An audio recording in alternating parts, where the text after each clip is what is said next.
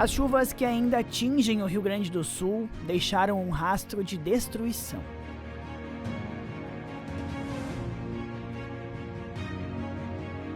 A TV Câmara Caxias sobrevoou as áreas mais atingidas na cidade durante as enchentes que atingiram o Rio Grande do Sul no mês de maio.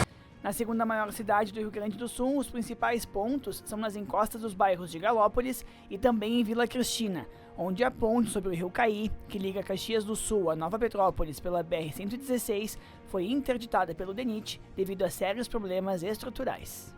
Além da infraestrutura das estradas e recuperação do interior, o governo do estado do Rio Grande do Sul anunciou o investimento de mais de 41 milhões de reais em moradias definitivas para atingidos por enchentes.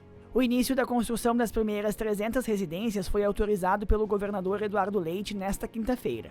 Somadas às unidades doadas por outros órgãos e entidades privadas, 553 casas beneficiarão famílias que tiveram os lares destruídos pela tragédia.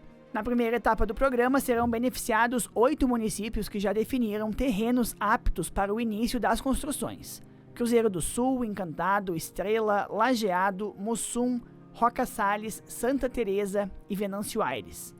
E a nossa equipe está trabalhando junto a cada um dos municípios, sendo identificado terreno em condições para a construção, a gente vai dar início também à construção de mais moradias, porque já temos o contrato previamente. Não vai precisar fazer um novo projeto, uma nova licitação, demorando mais ainda. A gente já se antecipou para colocar essa execução e essa reconstrução rapidamente em campo. Além das unidades do programa A Casa é Sua, Calamidades, foi anunciada a construção de mais 238 casas que atenderão os municípios de Igrejinha, São Sebastião do Caí, Arroio do Meio e Cruzeiro do Sul. Além destas, o governo realizará uma nova licitação para a construção de 2.500 casas.